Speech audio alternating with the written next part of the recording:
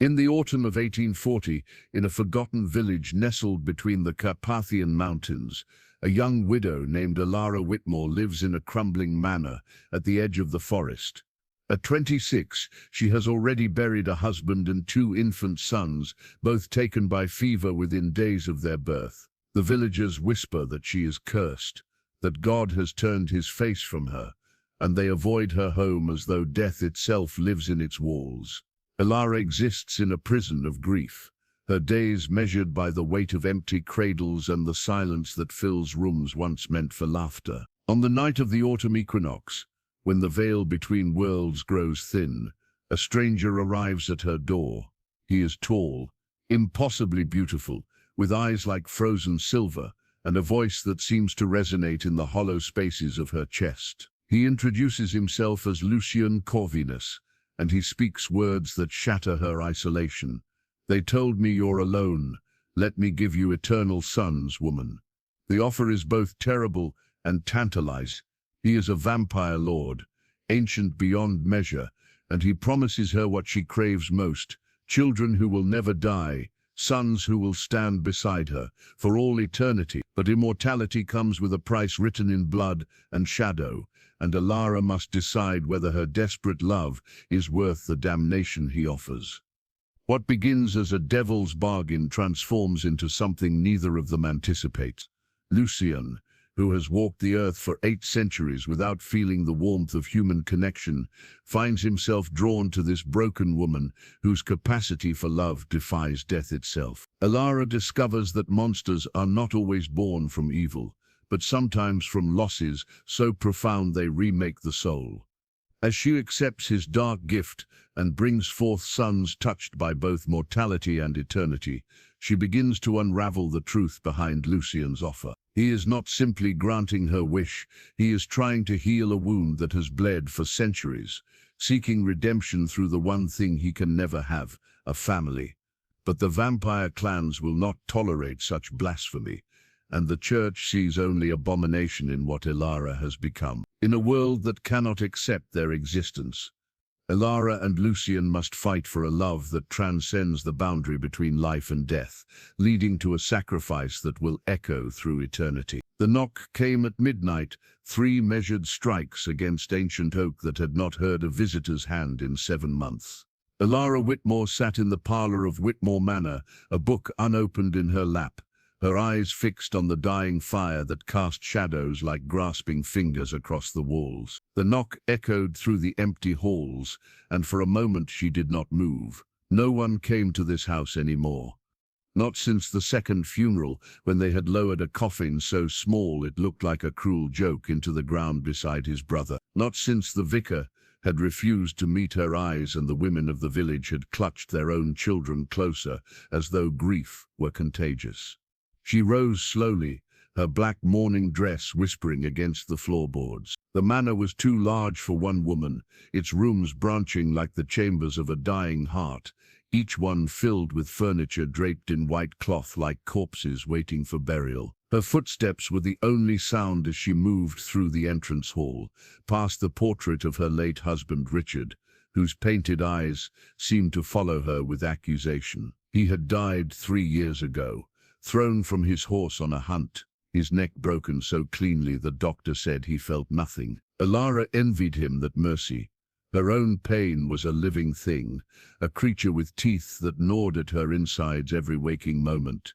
The knock came again, more insistent, and she found her hand reaching for the iron handle before her mind caught up with her body. Through the warped glass beside the door, she could see the silhouette of a man, impossibly tall, his form seeming to drink in the moonlight rather than reflect it.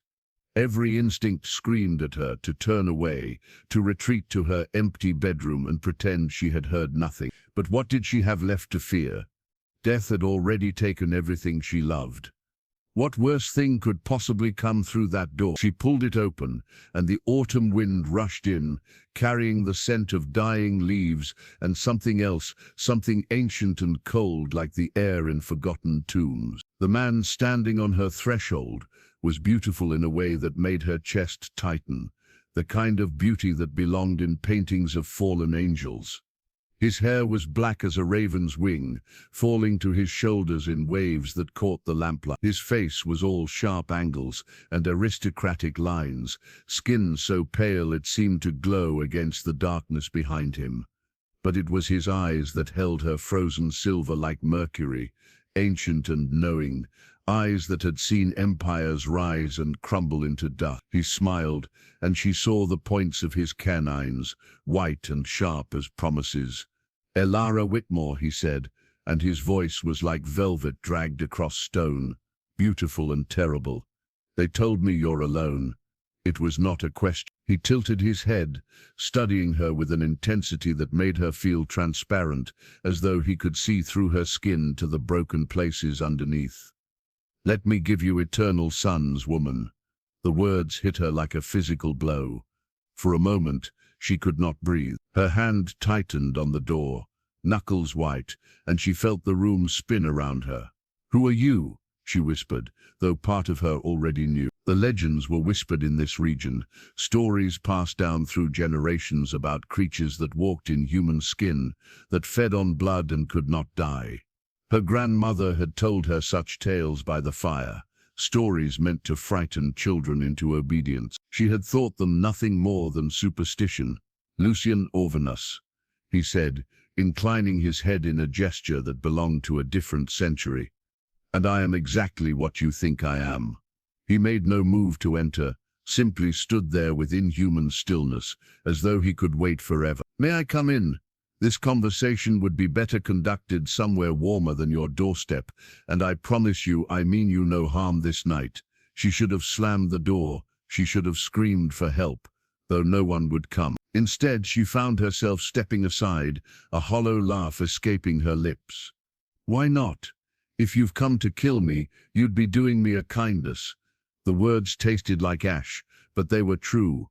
What was her life now but a slow march toward the grave, each day indistinguishable from the last? Lucian entered, and there was something ceremonial about the way he crossed the threshold, as though some invisible barrier had been broken. He moved with a predator's grace, his eyes taking in every detail of the entrance hall, the peeling wallpaper, the portrait of Richard, the vase of dead roses Elara had forgotten to throw away.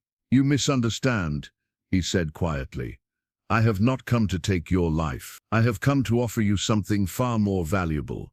He turned to face her, and in the lamplight, his features seemed almost human. "Almost. I have come to give you back what was stolen from you."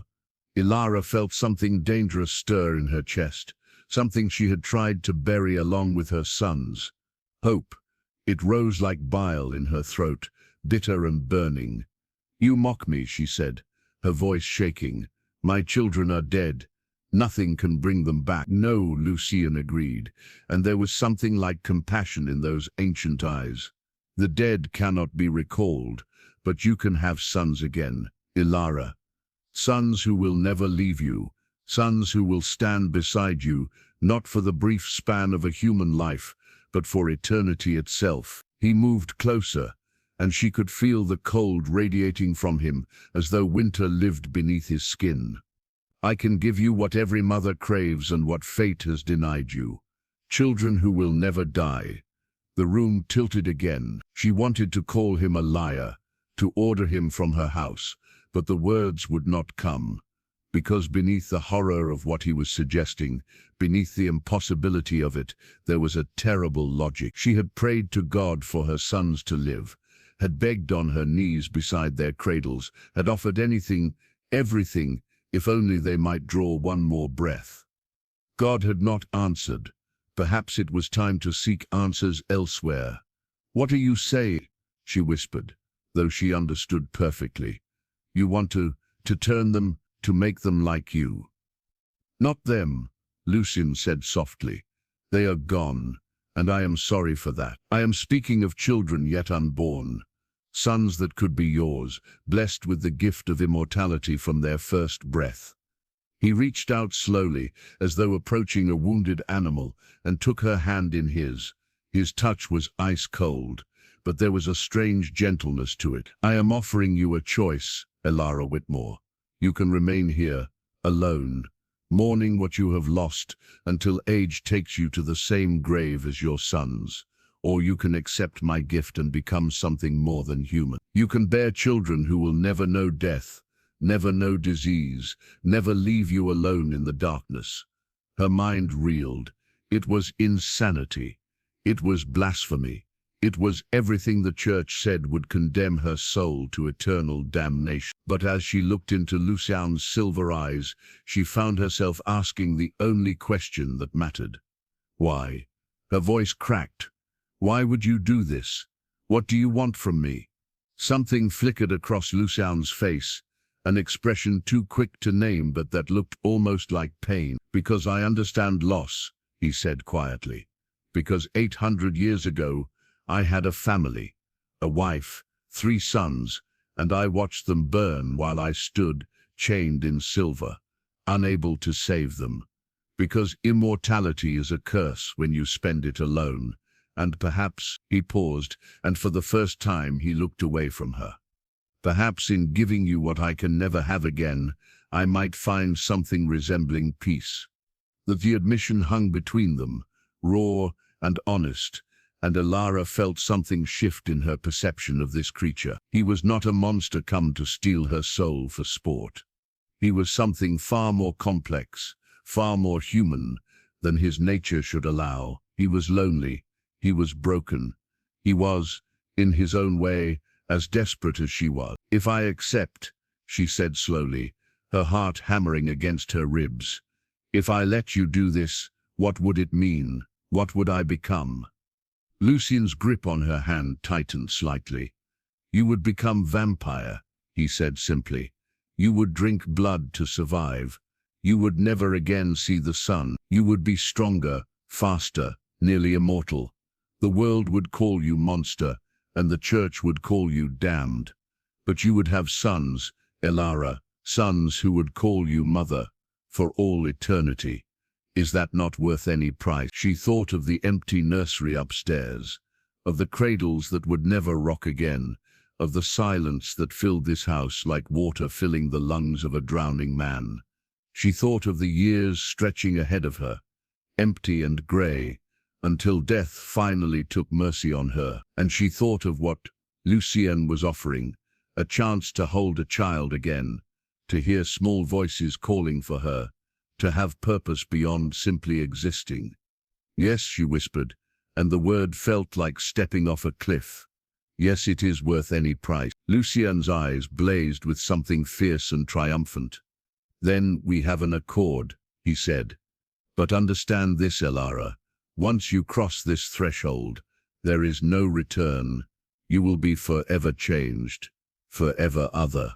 Your old life will die, and you will be born into darkness. Are you certain this is what you want? She met his gaze without flinching. I am already dead, she said. I have been dead since I buried my sons.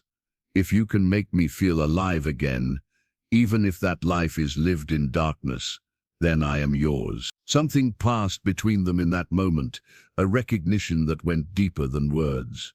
2 Rowan creatures, offering each other salvation in the only form they knew. Lucien raised her hand to his lips, kissing her knuckles with old-world courtesy, and she felt the cold of his mouth against her skin like a brand.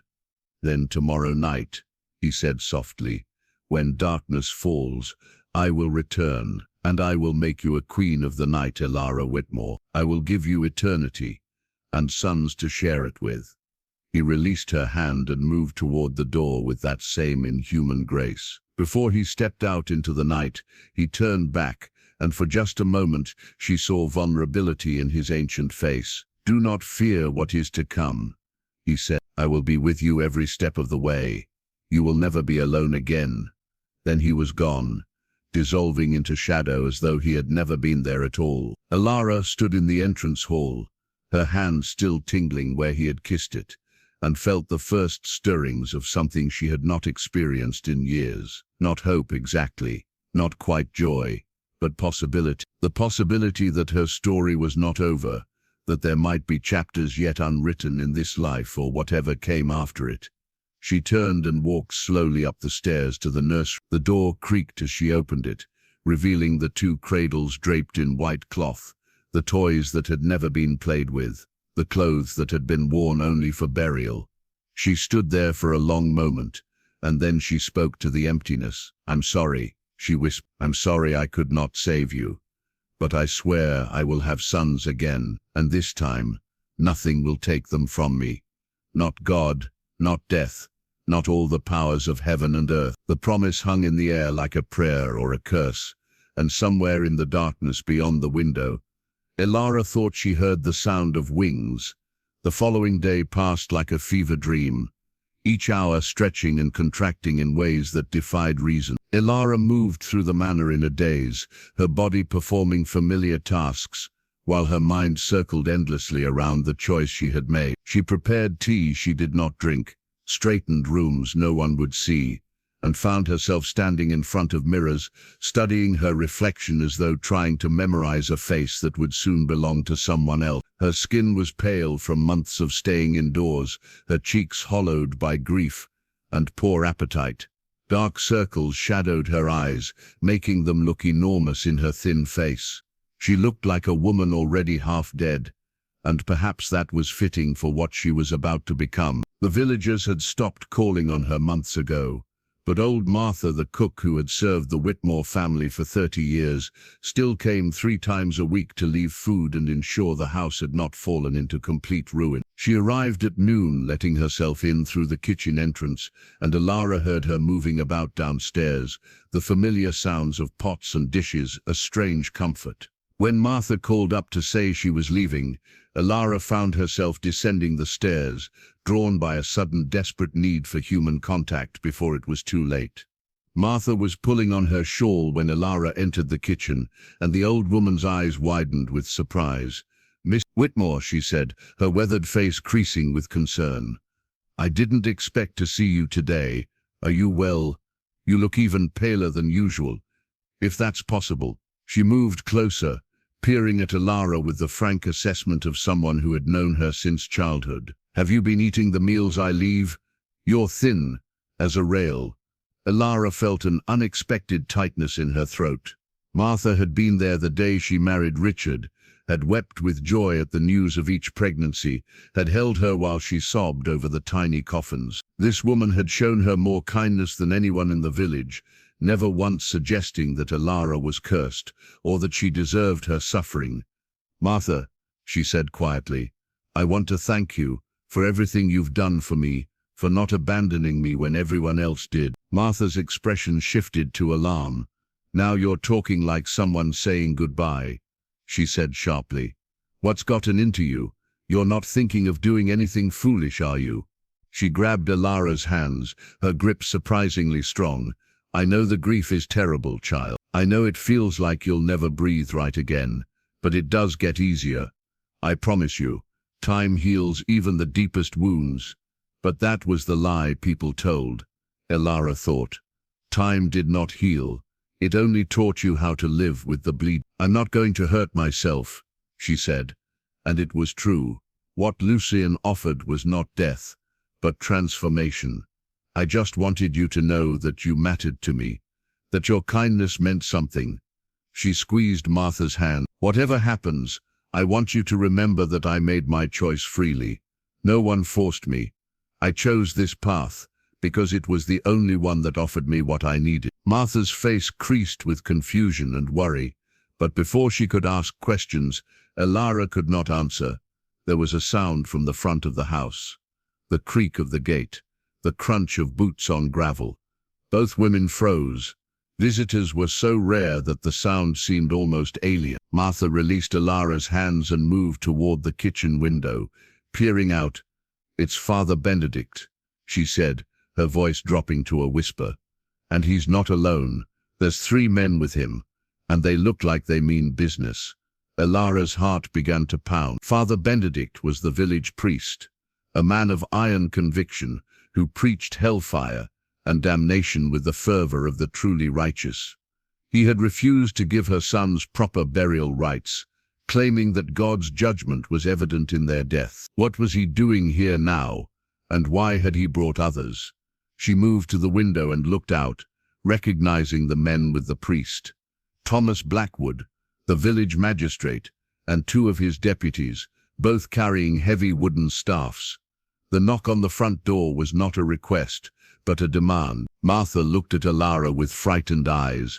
"What do they want?" she whispered. "You haven't done anything wrong." But Elara understood with cold certainty. Somehow they knew. Or perhaps they suspected. Perhaps someone had seen Lucian arriving at her door last night, had watched the vampire lord enter her home, and whispered of it to the priest. In a village where superstition ran deeper than faith, the presence of a stranger at the cursed widow's house would be enough to spark fear. She touched Martha's shoulder. "Go out the back way," she said quietly. "You don't want to be here for this." Martha hesitated, loyalty warring with self-preservation, but Elara gave her a small push toward the rear door. "Go, please." She waited until she heard the back door close, then straightened her spine and walked through the manor to the entrance hall.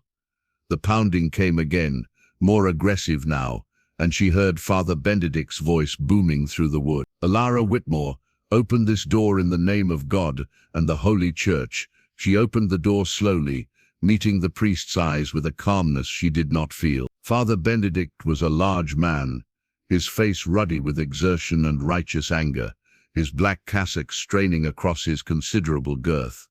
Behind him, Magistrate Blackwood stood with his arms crossed, his lean face set in grim lines.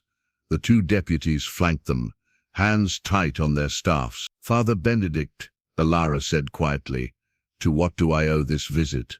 The priest's eyes swept over her, with barely concealed disgust.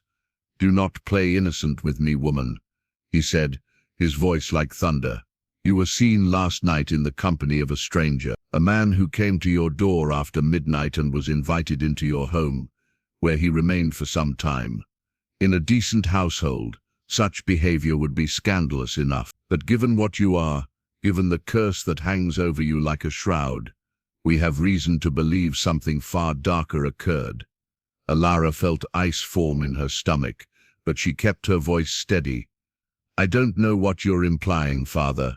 A traveler stopped at my door seeking shelter. I gave him a few moments of conversation and sent him on his way.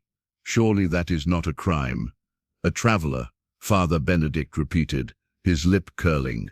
"Thomas Greaves saw him from his window, and he says the man who came to your door was no ordinary traveler. He says the stranger's shadow fell wrong on the ground, that his eyes reflected light like an animal's, that he seemed to drink in the darkness rather than be diminished by it. He says the man had the look of something unnatural, something unholy." Magistrate Blackwood stepped forward, his voice more reasonable, but no less threatening. "Mrs. Whitmore, understand our position. This village has endured enough tragedy: crop failures, children falling ill, livestock dying without cause. Some say these misfortunes began when you lost your sons, that your grief has attracted dark forces. Now a stranger appears at your door, a stranger who matches descriptions from old stories about creatures that prey upon the innocent. We cannot ignore such signs." The accusation was so absurd, so backwards in its logic, that Elara almost laughed. They thought she was the source of the village's problems, that her pain had somehow poisoned the land. They had not once offered her comfort or community, had left her to suffer alone, and now they came with condemnation and suspicion. "You're saying I've brought a curse on the village?" she asked, hearing the edge in her own voice. "That my grief is somehow responsible for your troubles?" "We're saying that darkness calls to darkness," Father Benedict said bluntly, "and that a woman who has turned her back on God's comfort, who sits alone in this house nursing her bitterness, is exactly the kind of soul that would attract the attention of the devil himself. If you have trafficked with evil, if you have made some compact in your desperation, you must confess now and throw yourself on the mercy of the Church. Otherwise, we have no choice but to take measures to protect the innocent." The threat was clear. They would brand her a witch, or worse, they would drag her from her home, put her on trial before a mob already convinced of her guilt, and then they would burn her or hang her while calling it God's justice. Elara felt rage boil up inside her, hot and pure. These men spoke of God's mercy while showing none themselves. They claimed to serve heaven, while acting like the very demons they feared. "I have done nothing wrong," she said, each word precise and sharp, "and I will not be intimidated by superstitious accusations. If you have actual evidence of wrongdoing, present it. Otherwise, I must ask you to leave my property." Father Benedict's face darkened to purple. "Your defiance only proves your guilt," he began. But Magistrate Blackwood held up a hand, silencing him. The magistrate studied Elara with calculating eyes. "We will be watching this house," he said quietly. "If your stranger returns, if anything else unnatural occurs, we will act swiftly and without mercy. The law allows us to protect the community from supernatural threats. Mrs. Whitmore, I suggest you remember that before you make any foolish choices." They left, but the threat hung in the air like smoke. Elara closed the door and leaned against it, her hands shaking with delayed reaction. They knew, not everything, perhaps, but enough to be dangerous. If Lucien returned tonight as promised, if they were watching the house, they would see him, and then they would come with torches and crosses, and the full weight of mob justice behind them. She had to warn him. She had to find some way to send word that it was not safe, that they needed to wait, to plan more carefully. But even as the thought formed, she knew it was futile. She had no way to reach Lucien during daylight hours, no way to send a message to wherever he slept through the dangerous brightness of day. And more importantly, a part of her whispered that waiting was just another form of surrender. If she let fear dictate her choices now, she would spend the rest of her life waiting, always finding reasons to delay, to reconsider, to choose the safe path that led nowhere. Lucien had offered her everything she wanted. If the price was danger, if the cost was the hatred of people who had already abandoned her, then so be it. She pushed away from the door and moved toward the house, suddenly filled with purpose. If they were going to watch the house, she would give them nothing to see. She closed all the curtains, shutting out the afternoon light, and then she went to Richard's study and found the key to the wine cellar. The cellar was old, part of the original structure, built when the manor was first constructed 2 centuries ago. Its walls were thick stone, and it had a second entrance, a delivery door that opened onto the back of the property, hidden from the road by overgrown hedges. If Lucien could enter through there, he could come and go without being seen from the front of the house. She spent the remaining hours of daylight preparing. She moved furniture in the parlor, creating a space that felt less like a tomb and more like a place where new life might begin. She lit candles, dozens of them, until the room glowed with warm light that pushed back the shadows, and she dressed carefully in a gown of deep blue, the first color she had worn since Richard's death, abandoning the black mourning dress that had become like a second skin. If she was going to be reborn into a new existence, she would not enter it dressed for a funeral. As the sun sank toward the horizon and the light began to fail, Elara descended to the cellar and unbarred the delivery door. The evening air rushed in, cold and sweet, carrying the scent of autumn leaves and approaching night. She stood there in the doorway, silhouetted against the dying light, and waited. Fear and anticipation warred in her chest, making her breath come quick and shallow. Somewhere above, the priest and his men might be watching the front of the house. But here, in this forgotten corner of the property, she was hidden. Here she could choose her own fate. The last light faded from the sky, and darkness rose like a tide. And with the darkness came Lucien, appearing so suddenly and silently that she gasped. He stood before her in the cellar doorway, still impossibly beautiful, still radiating that cold otherworldly power. But tonight, there was urgency in his silver eyes. "They came to your house today," he said without preamble. "I could smell their fear and righteousness even from a distance. You are being watched, Elara." "They suspect," she nodded, her throat tight. "I know. The priest thinks I've made a pact with the devil. The magistrate threatened me. But I don't care. She stepped closer to him, close enough to feel the cold radiating from his skin. I don't care what they think, or what they do. I want what you offered me, Lucian. I want to live again, even if that life is lived in darkness. I want sons who will never leave me. I want eternity. Lucian studied her face for a long moment, and she had the sense that he was giving her one last chance to reconsider, one final opportunity to step back from the precipice. But she met his gaze without flinching, and finally he nodded. Then come, he said softly, extending his hand. Let us go somewhere safer, where we will not be disturbed. I have a place in the mountains, a sanctuary where the transformation can take place without fear of interruption. Once you are changed, once you are one of us, they cannot touch you. You will be beyond their reach, beyond their small mortal judgments. Elara took his hand without hesitation, and his cold fingers closed around hers like a promise. She took one last look at the cellar, at the manor that had been her prison for so long, and then she stepped forward into the night.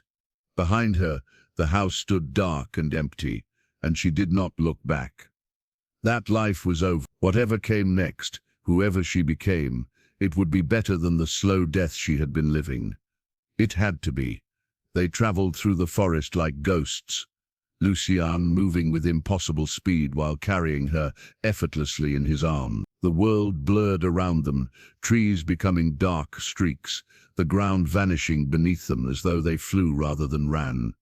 Elara clung to him, her face pressed against his chest, and felt the strange absence where a heartbeat should have been. He was cold as winter stone, but there was strength in that coldness, a permanence that living flesh could never possess.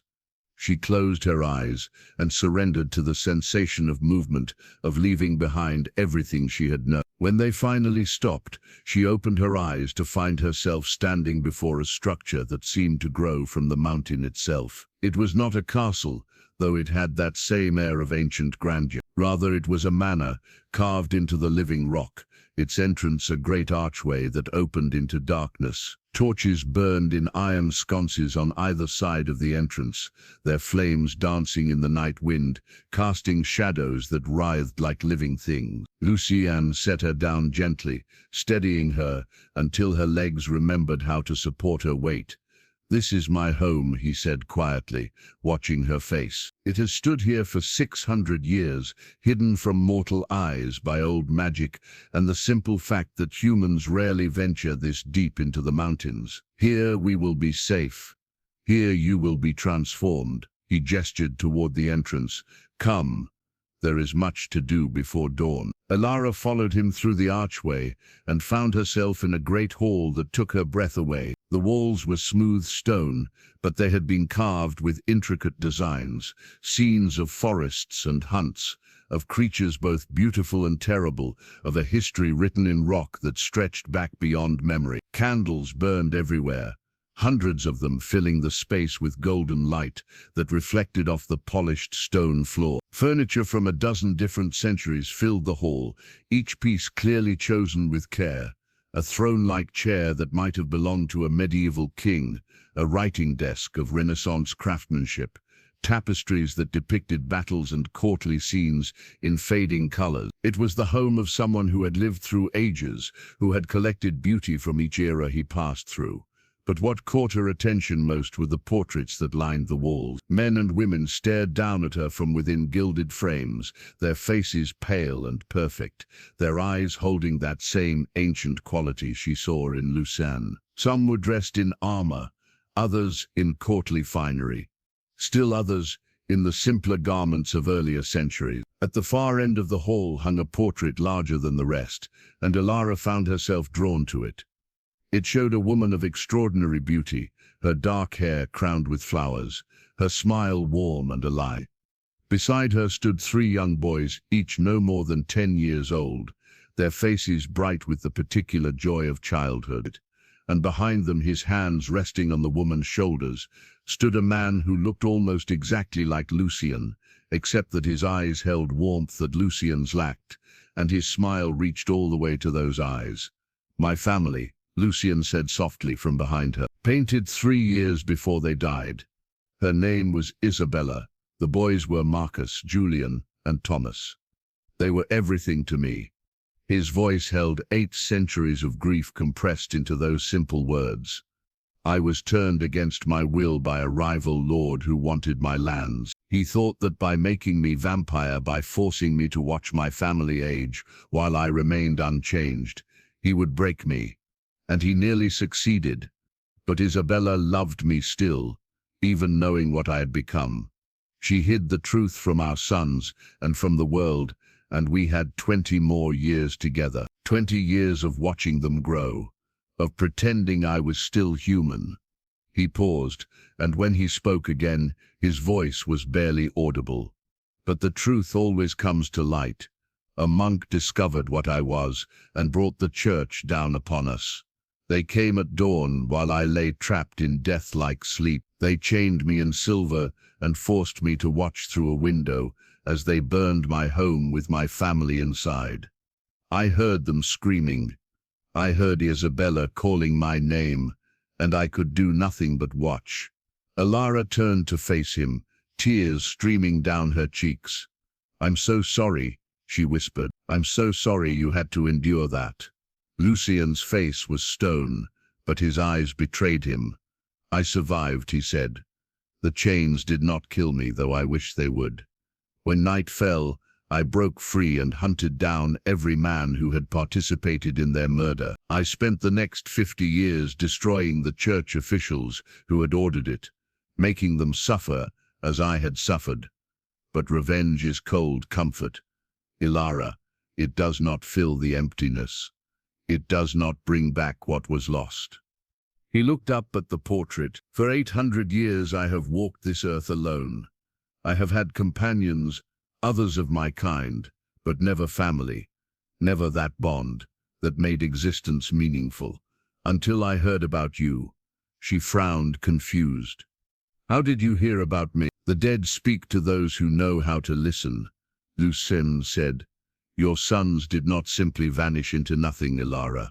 Their spirits lingered, bound by your grief and their own confusion. I felt them crying out across the veil, felt a mother's love so strong it would not release them even in death. And I thought, he turned to her, vulnerability naked on his face. I thought perhaps I could give meaning to their tragedy. Perhaps I could give you what I lost, and in doing so find some redemption for the monster I have become. The confession hung between them, raw and honest. Elara understood then that this was not simply about her, not only about granting her wish. Lucien was trying to heal his own ancient wound by creating what he had lost.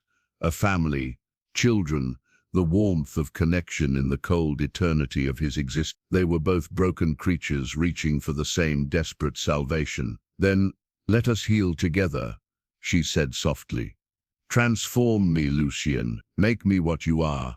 And together, we will create something beautiful from all this pain. Lucien nodded slowly, then led her deeper into the manor, through corridors lit by candles, past rooms filled with the accumulated treasures of centuries, until they reached a chamber that felt sacred in its simplicity. The room was circular, carved from white stone that seemed to glow in the candlelight. In the center stood a low couch draped in red velvet, and around the walls were carved symbols that Elara did not recognize, but that seemed to pulse with power. This is where it will happen, Lucien said. The transformation is not quick, and it is not painless. Your body will die and be reborn in the span of 3 nights. Each night, you will drink from me, taking my blood into yourself until your human essence is completely replaced. On the 3rd night, you will wake as vampire and the world will be forever changed for you. Elara felt fear flutter in her stomach, but she pushed it down. And after I am changed, after you will learn to hunt, to feed, to survive in this new existence, Lucien said. And when you are strong enough, when you have mastered control over your new nature, then we will perform the ritual that will grant you sons. He saw her confusion and explained, Vampires cannot create life in the traditional way. Our bodies are frozen in death, incapable of the processes that generate new existence. But there are old magics, rituals passed down from the first of our kind, that can shape life from shadow and blood. The sons I will give you will be born from the union of your will, my power, and the essence of life we take from those we feed upon. They will be partially vampire, partially something else, creatures of twilight, neither fully alive nor fully undead. They will grow, but slowly. They will be able to walk in dim sunlight where we cannot, and they will be yours forever. It sounded like something from a dark fairy tale, impossible and terrible and wonderful all at once. Elara moved to the couch and sat down, her hands folded in her lap. "I'm ready," she said, and was surprised to find it was true. The fear was still there, but it was overshadowed by something larger, a desperate hunger for the future Lucien promised, a willingness to pay any price for the chance to hold children again. Lucien knelt before her, taking her hands in his. "Once this begins, there is no turning back," he said. "You must be absolutely certain, Elara. If you have any doubt, any hesitation, speak now. I will not judge you for changing your mind. I will take you back to your manor and leave you to your mortal life, and you will never see me again." She looked into his silver eyes and saw the hope there, the need that matched her own. He was offering her an escape, but they both knew she would not take it. She could no more turn away from this than she could will her heart to stop beating. "I have never been more certain of anything," she said firmly. "Do it, Lucien. Give me eternity." He nodded and released her hands, then pushed back the sleeve of his shirt, exposing his pale wrist. With a quick motion, he bit into his own flesh, and dark blood welled up, almost black in the candlelight. He held his wrist to her mouth. "Drink," he commanded softly. "Drink, and let your old life end." Elara hesitated for only a heartbeat, then pressed her lips to his wrist, and drank. The blood was cold and thick, tasting of metal and darkness, and something indefinable, something that sang of power and ancient hunger. It burned going down her throat, like swallowing ice and fire simultaneously, and she felt it spread through her body like poison or medicine. She could not tell which. Her vision blurred.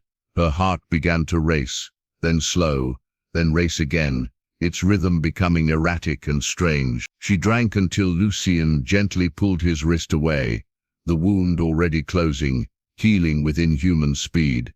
"Sleep now," he said, and his voice seemed to come from very far away. "Let the change begin.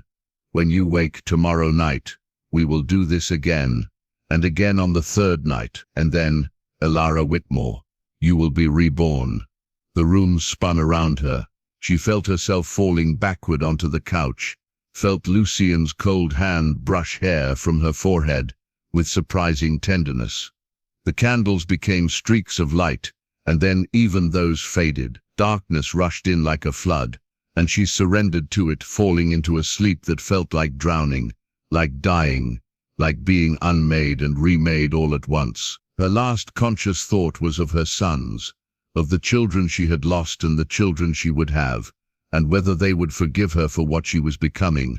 In the darkness of that first death, Elara dreamed. She dreamed of a garden where flowers grew in colors that had no names, where the sun was black and the moon burned bright. She dreamed of two small figures running through that impossible garden, their laughter like bells, their faces turned toward her with love and recognition. She reached for them, but her hands passed through them like smoke. "Soon," a voice whispered, and she could not tell if it was Lucien's voice or her own, or something older speaking from the depths of the dream. "Soon you will hold them. Soon you will know joy again. But first, you must let go of everything you were." And in the dream she felt pieces of herself falling away like autumn leaves, her fear, her grief, her ties to the mortal world, all the things that had defined Elara Whitmore dissolving into shadow. What remained was something raw and new, a self not yet fully formed, waiting to be shaped by the blood and magic that flowed through her veins. She stood naked in that strange garden, stripped of everything except her desperate love and her iron will. And she was not afraid. Whatever she was becoming, it would be strong enough to protect what she loved. It would be powerful enough to defy death itself.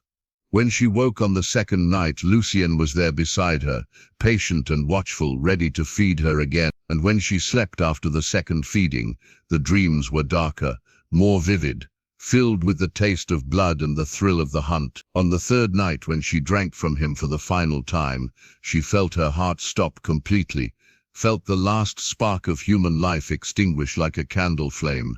And then, in that moment of absolute death, something else ignited, cold and fierce and eternal. Her eyes opened, and the world was transformed. She could see every detail of Lucien's face with impossible clarity, could hear his breath even though he no longer breathed, could smell the ancient blood that flowed through his veins. She was no longer Elara Whitmore, grieving widow. She was something new, something powerful. She was vampire, and she was hungry. She was finally free. The hunger was unlike anything Elara could have imagined, a consuming fire that burned in every cell of her transformed body. It was not simply the need for sustenance, but something far more primal, a craving that went beyond physical desire into the realm of spiritual necessity. She rose from the couch with inhuman grace, her movements fluid and precise in ways her mortal body had never achieved. Everything was sharper now, more vivid. She could hear the wind moving through the trees outside the manor, could smell the earth and stone and the distant scent of living creatures in the forest. And she could hear Lucien's voice with a clarity that seemed to bypass her ears entirely, resonating directly in her mind. "The hunger will be overwhelming at first," he said, watching her with those ancient silver eyes. "But you must learn control before we proceed. A vampire who cannot master the thirst is a danger to herself and everyone around her. Come, I will teach you to hunt." He extended his hand, and she took it, marveling at how his coldness no longer seemed alien but familiar, a mirror of her own transformed flesh. Together they left the chamber and moved through the manor to a rear entrance that opened onto the mountainside. The night embraced them like a lover, and Elara felt a joy so intense it was almost painful. She had forgotten what it felt like to want to be alive, to feel anything other than the crushing weight of grief. But now, transformed and reborn, she felt every sensation with an intensity that made her previous existence seem like a pale shadow. Lucien led her down the mountain path, moving with the effortless speed of his kind, and she found she could match him stride for stride. They traveled for what might have been minutes or hours. Time had become a strange, elastic thing, until they reached a small village nestled in a valley. Smoke rose from chimneys, and lamplight glowed in windows, evidence of human life continuing its small routines, unaware of the predators watching from the darkness above. "You will feed tonight," Lucien said quietly, "but you must do so carefully. We take only what we need, and we leave no evidence. The humans already fear us. We need not make that fear worse by leaving corpses in our wake." Elara felt the hunger surge at the sight of the village, at the knowledge that behind those walls, warm blood flowed through mortal veins. "How do I choose?" she asked, her voice rough with need. "Who do I take from? The cruel, the violent, those who will not be missed or mourned?" Lucien said, "There is evil enough in the human world that we need never take an innocent life. Watch, learn." He moved down toward the village with her following, and they slipped through shadows like living darkness until they stood outside a rough tavern on the village outskirts. Through the window they could see men drinking and gambling, their voices loud and coarse. Lucien pointed to one man in particular, a large brute with scarred knuckles and a mean cast to his features. "That one beats his wife and children," Lucien said, and Elara understood without asking how he knew there were ways. Vampires could sense the darkness in human souls, could smell violence like a stain on the spirit. "He is your first meal. Make it quick and clean." They waited until the man stumbled out of the tavern, drunk and belligerent, weaving his way down a dark alley toward whatever hovel he called home. Elara moved without conscious thought, her new instincts taking over. She appeared before him like a ghost, and when he reached for her with groping hands and foul intentions, she struck. Her teeth found his throat with surgical precision, and the first taste of hot blood flooding her mouth was ecstasy beyond description. It was life itself flowing into her, raw and pure and intoxicating. She drank deeply, feeling strength surge through her transformed body, feeling the hunger recede as it was finally, gloriously satisfied. The man struggled weakly at first, then went limp in her arms, his heartbeat slowing to a whisper. Lucien's hand on her shoulder pulled her back before she took too much. "Enough," he said firmly. "Leave him alive but weak. He will remember nothing of this encounter, only that he drank too much and collapsed in the alley. He will wake tomorrow, bruised and diminished, but breathing."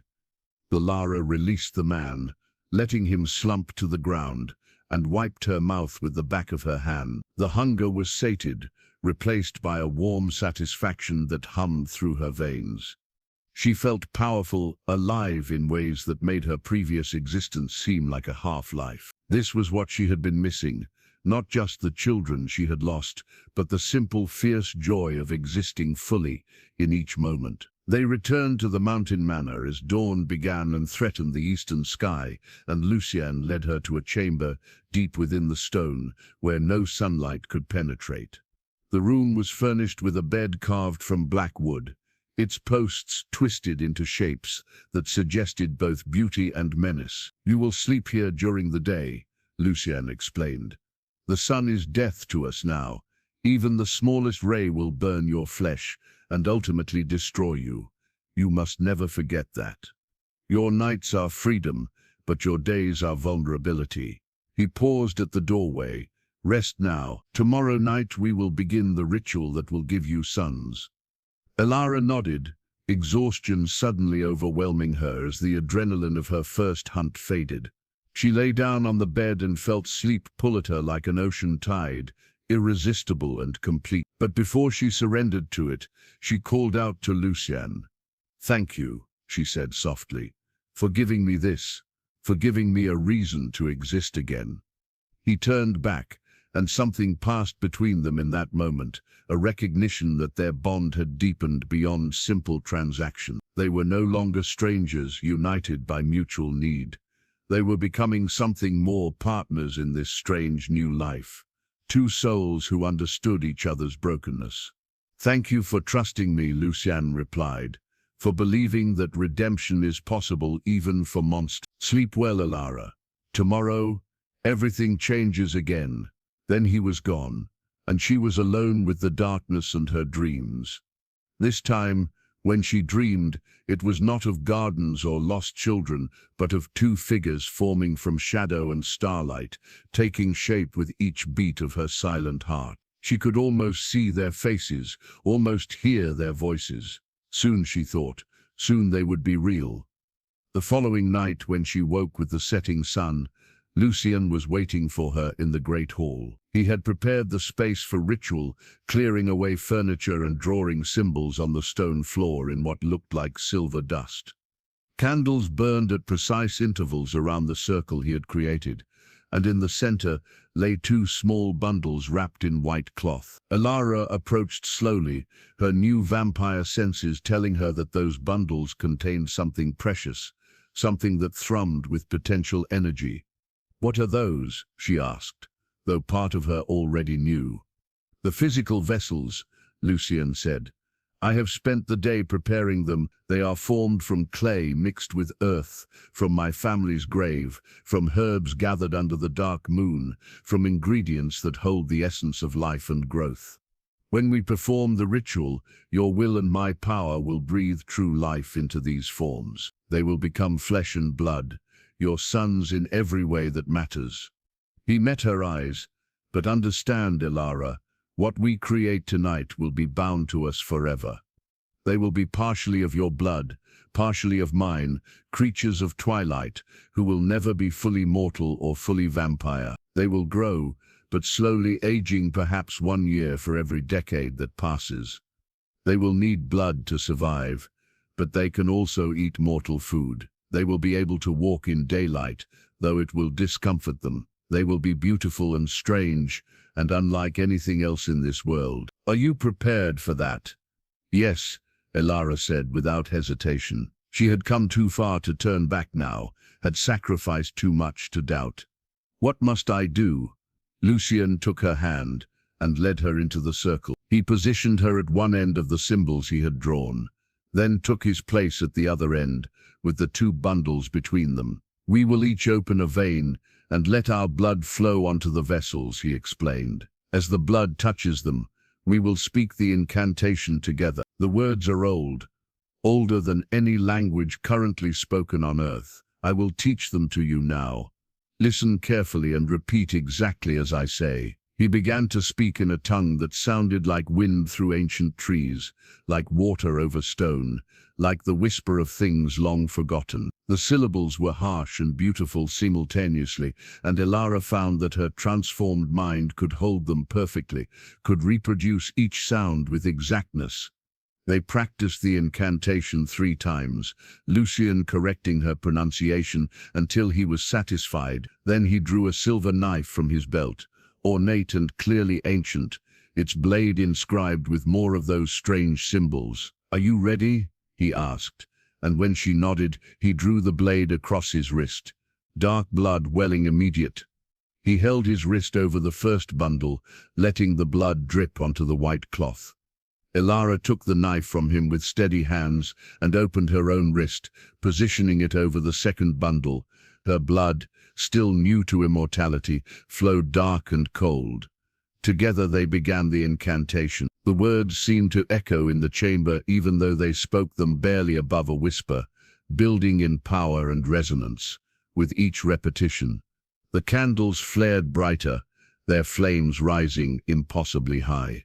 The symbols drawn on the floor began to glow with silvery light, and the bundles between them began to move, to shift and writhe, as though something within them was struggling to be born. Elara felt power flowing out of her, her will and her desperate love for the children she had lost, and the children she was creating pouring into those forms, like water, into empty vessels.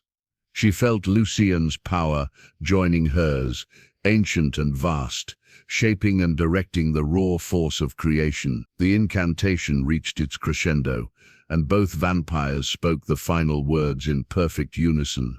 There was a sound like thunder, though the sky outside was clear. The candles went out all at once, plunging the chamber into absolute darkness. And then, in that darkness, Elara heard it, the sound she had been longing for, the sound that had haunted her dreams for 3 years. A baby's cry, high and strong and achingly alive.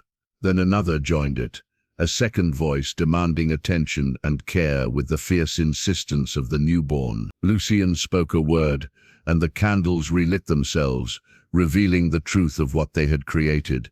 Where the bundles had been, there were now 2 infants, perhaps 6 months old in appearance, their skin pale but touched with the warmth of life. One had hair as black as midnight, the other's was dark brown, with hints of copper. Both had eyes that glowed faintly silver in the candlelight, marking them as children of vampire blood.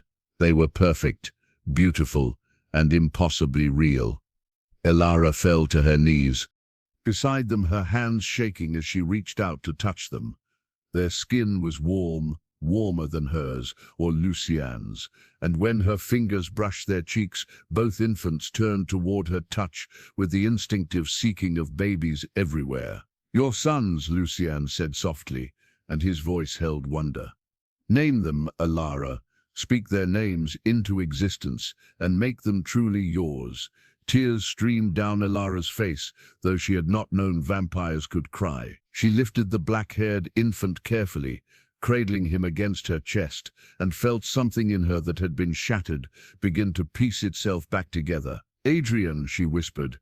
"Your name is Adrian." She reached for the second child, the one with brown hair, and held them both, one in each arm, her heart silent though it was, somehow full to bursting. "And you are Nicholas, my sons, my beautiful, perfect son." The babies quieted at the sound of her voice, their silver eyes focusing on her face with the particular intensity of infants learning to see. Adrian's small hand closed around her finger, gripping with surprising strength. Nicholas made a small sound, not quite a coo, but close, and turned his face toward her throat. Hungry already, she realized. These children would need blood, as well as milk, would need to be taught to survive in a world that would fear and hate them if it knew what they were. But she would protect them. She would teach them. She would give them everything she had failed to give her mortal sons. Lucien knelt beside her, and for the first time since she had met him, she saw something like peace in his ancient face. He reached out slowly, as though afraid the children might vanish if he moved too quickly, and touched Adrian's cheek with one finger. The infant turned toward the touch, and Lucien made a sound that might have been a laugh or a sob. "They are real," he whispered. "After 800 years I thought I would never—" He could not finish the sentence, but he did not need to. Elara understood. They had both been given something impossible, something they had thought lost forever. Not just children, but hope. Not just life, but purpose. They looked at each other over the heads of the sleeping infants, and in that moment, they became more than allies. They became family. The months that followed were unlike anything Elara had imagined possible. The manor in the mountains became a sanctuary where impossible things flourished in defiance of natural law. Adrian and Nicholas grew with the strange accelerated development Lucien had predicted, changing from infants to toddlers in what seemed like mere weeks. They learned to walk, to speak, their minds sharp and quick in ways that surpassed normal children. But more than their physical growth, it was the joy they brought that transformed everything. The great hall that had been a monument to loneliness and loss became filled with the sound of children's laughter, with toys scattered across ancient floors, with all the beautiful chaos that comes with raising sons. Elara discovered that motherhood, the second time, was nothing like her first experience. With her mortal sons, she had been consumed by fear, terrified of every cough and fever, haunted by the fragility of human life. But Adrian and Nicholas, touched by immortality, were resilient in ways that allowed her to simply love them without the constant shadow of death looming over every moment. They were extraordinary children, clever and curious, with their father's silver eyes and their mother's fierce determination. They asked endless questions about the world, about the stars they could see through the manor windows, about the creatures that lived in the forest, and both Elara and Lucien answered those questions, teaching them everything they knew, preparing them for the strange existence they would lead. Lucien proved to be a devoted father in ways that surprised even himself. He had not held a child in 8 centuries, had thought that capacity for tenderness had been burned out of him, along with his mortal family. But watching him with the boys, Elara saw the man he must have been before tragedy and transformation had hardened him. He taught them to read from books in a dozen languages, told them stories of empires that had risen and fallen, showed them how to move with vampire grace and speed. And when Nicholas had nightmares for even twilight children dreamed, Lucien sat beside his bed through the long hours until dawn, his cold hand holding the boy's warm one, singing lullabies in languages that had been dead for centuries. They were happy for 6 precious months, hidden in their mountain sanctuary. They were a family complete and whole. Elara felt the grief that had defined her for so long begin to transform into something else, not forgetting but integration, the pain becoming part of her, but no longer the entirety of her existence. She and Lucien grew closer during those months, their bond deepening from partnership into something that resembled love.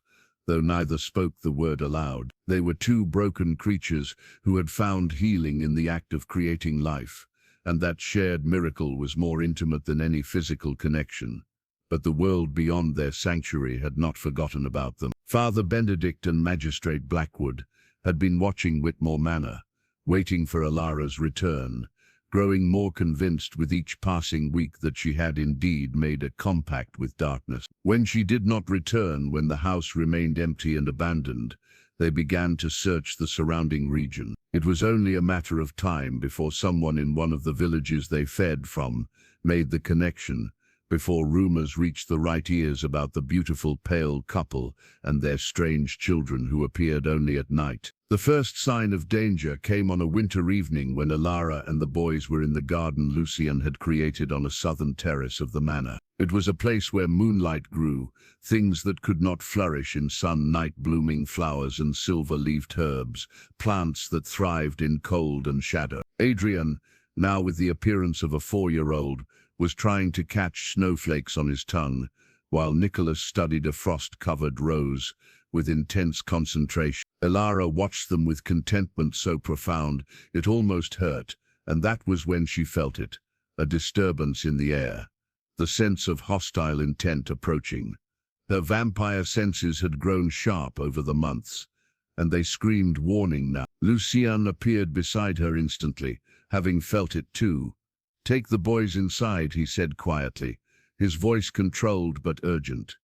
"Now, Elara, someone is coming, and they do not come with peaceful intent." She did not argue, simply gathered Adrian and Nicholas and hurried them through the manor to the deepest chamber, the one where she had first been transformed. She held them close, feeling their hearts beating against her chest, and whispered that they must be very quiet, that this was a game they must play perfectly.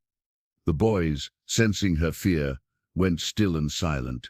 Lucian stood in the great hall as the attackers arrived. They came with torches and crosses, with silver weapons and holy water, a mob of 20 men, led by Father Benedict and Magistrate Blackwood. They had tracked Elara through patience and determination, following the trail of her feeding, piecing together rumors, until they found this place. The priest's voice echoed through the manor, calling Lucian an abomination, demanding he release Elara Whitmore from whatever enchantment held her, threatening destruction if he did not comply. Lucian could have killed them all.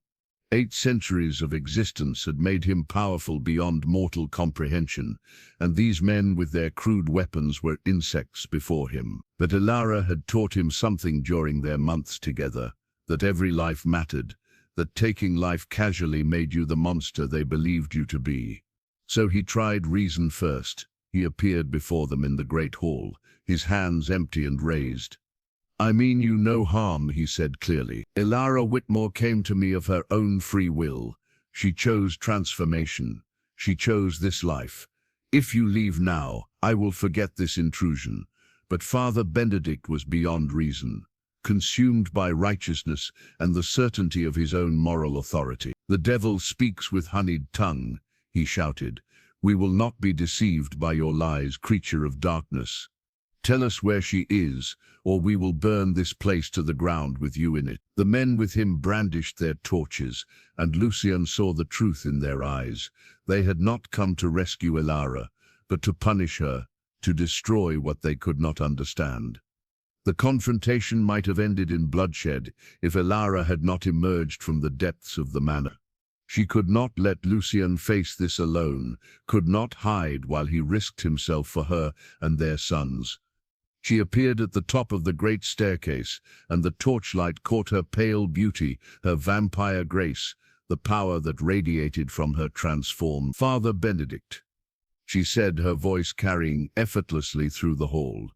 "Magistrate Blackwood, you have no authority here. I chose this existence freely. I am not possessed or enchanted. I am simply a woman who found a way to live again after death, tried to claim me." The priest stared at her with horror and fascination. "You have damned your immortal soul," he said, his voice shaking. "You have become abomination, and I cannot allow such corruption to exist. Where are the children we heard about? What have you done with them? Have you stolen infants to feed your unholy appetites?" Elara felt cold rage wash through her. "My children," she said, each word precise and cutting, "are none of your concern. They are loved and cared for, which is more than the people of your village offered me when I was drowning in grief." You speak of damnation, Father, but I have already lived through hell. What I have now is not damnation, but salvation. She descended the stairs slowly, and the men fell back before her, frightened by something they could not name in her presence.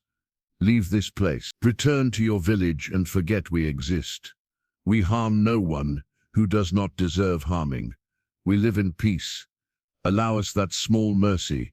But Magistrate Blackwood had seen too much, feared too much. His hand went to the pistol at his belt, drawing it with shaking fingers. You are a threat to the natural order, he said. You and your demon lover, and whatever unholy spawn you have created. I will not leave this place until you are destroyed. He raised the pistol, and Elara saw his finger tighten on the trigger. Time seemed to slow, her vampire perception, making each second stretch into eternity. She saw the hammer fall, saw the spark that would ignite the powder, and knew with absolute certainty that the bullet was silver, blessed by the priest, capable of causing her true harm. Lucien moved with speed that blurred reality, throwing himself between Elara and the pistol. The shot rang out like thunder in the enclosed space, and the silver bullet took him in the chest, exactly where his still heart rested. He staggered, his hand going to the wound, dark blood welling between his fingers. The pain on his face was not physical, but something deeper. The knowledge that he had failed to protect what he loved, that after 800 years of survival, this was how his story would end. Elara caught him as he fell, lowering him to the stone floor with inhuman strength. No, she whispered, her voice breaking. No, Lucien, you cannot leave me. We just found each other. The boys need you. I need you. She pressed her hand over his wound, trying uselessly to stop the bleeding, but silver in the heart was death even for vampires. She could feel his ancient life draining away, could see the light beginning to fade from those silver eyes that had seen so much history pass. Lucien's hand came up to touch her face, his fingers trembling. Take care of them, he whispered. Our sons, they are everything, everything I never thought I would have again. Promise me, Elara. Promise you will teach them to be better than I was, to use their power for protection rather than revenge. Promise me they will know love. I promise, she sobbed, tears streaming down her face. But you will teach them too. You will survive this. You must. But even as she spoke, she knew it was futile. The wound was too severe, the silver too toxic. He was dying, and there was nothing she could do to stop it. Behind her the men stood frozen, shocked by what they had done, by the grief they were witnessing. Even Father Benedict seemed to falter, seeing not a monster dying, but something far more complex, far more human. Lucien's eyes found Elara's one last time, and he smiled, a true smile free of pain or shadow. Thank you, he whispered, for giving me a family, for 6 months of happiness that made 800 years of suffering worthwhile. Love them enough for both of us. Then his hand fell from her face, and the ancient light in his eyes went out like an extinguished candle. Lucien Corvinus, who had walked the earth for 8 centuries, was gone. Elara's scream was not human, a sound of pure anguish that shook the very foundations of the manor. The grief that she thought she had healed tore open again, worse than before, because now she understood what true love was. Now she knew what she had lost. But beneath the grief was rage, cold and terrible, the fury of a mother and a widow who would allow no more to be taken from her. She rose from Lucien's body, and the men saw death approaching in her pale face and silver eyes. They raised their weapons, their crosses, but she moved through them like vengeance incarnate, not killing but incapacitating, breaking bones and crushing weapons, driving them from her home with the full force of her vampire power unleashed. When the last of them had fled, broken and terrified, Elara returned to Lucien's body and did what ancient traditions demanded. She carried him to Terrace Garden, where her sons had played in the moonlight, where he had taught them about stars and flowers. She used her supernatural strength to dig into the frozen earth, creating a grave deep and secure, and she laid him to rest there, surrounded by the night-blooming plants he had cultivated, where he would become part of the garden he had created. She stayed beside the grave until dawn threatened, speaking to him of all the things they would never share, all the years of watching their sons grow that he would miss, all the love she had not expressed while he lived. When she finally returned inside, Adrian and Nicholas were waiting, their small faces solemn with understanding beyond their years. "Father is gone," Adrian said, and it was not a question. Nicholas's eyes were wet with tears, and he clutched his brother's hand.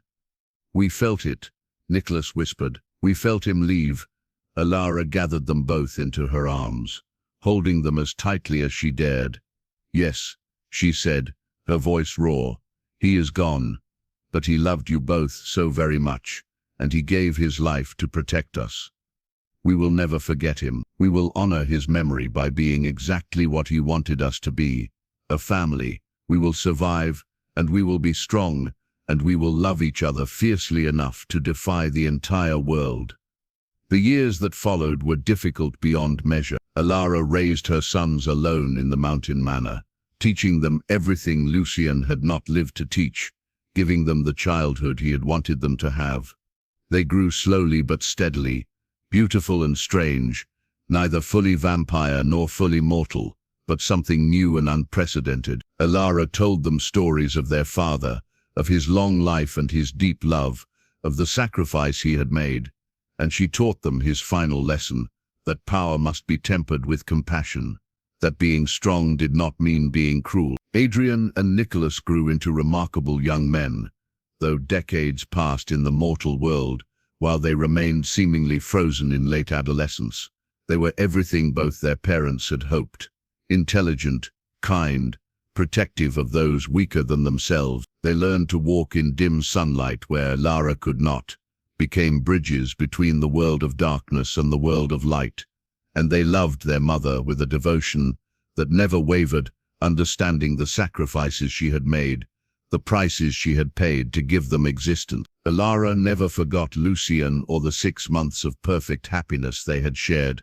She visited his grave every night, sitting in the garden and speaking to him of their son's accomplishments, of the men they were becoming. She told him about Adrian's gift for languages, about Nicholas's talent for healing, about the way they both had his silver eyes and his gentle strength. And sometimes when the moon was full and the night was clear, she thought she could feel him there beside her, a presence warm and comforting despite the cold grave. On the 50th anniversary of Lucian's death, when Adrian and Nicholas had the appearance of 20-year-old men, though they had existed for only 5 mortal decades, Elara gathered them in the garden beside their father's grave. "I want you to understand something," she said, looking at these sons who had been born from magic and desperation, who had been loved by 2 broken creatures, trying to heal. "Your father and I were both destroyed by loss before we found each other. We were both convinced that life had nothing left to offer us. But together we created you, and in creating you, we found our way back to hope. You are not just our son. You are proof that even the deepest grief can be transformed into love, that even monsters can create something beautiful, that redemption is possible no matter how far into darkness we have fallen." Adrian knelt beside his father's grave and placed his hand on the earth. "We will make you proud," he said softly. "We will live the life you wanted for us, and we will protect Mother the way you protected her. Your sacrifice will not be forgotten." Nicholas joined his brother, and together they spoke the words Lucian had taught them in that ancient language, a prayer for the dead and a promise to the living. Elara watched her sons and felt something shift inside her, the final piece of her shattered heart clicking back into place. The grief would never completely disappear.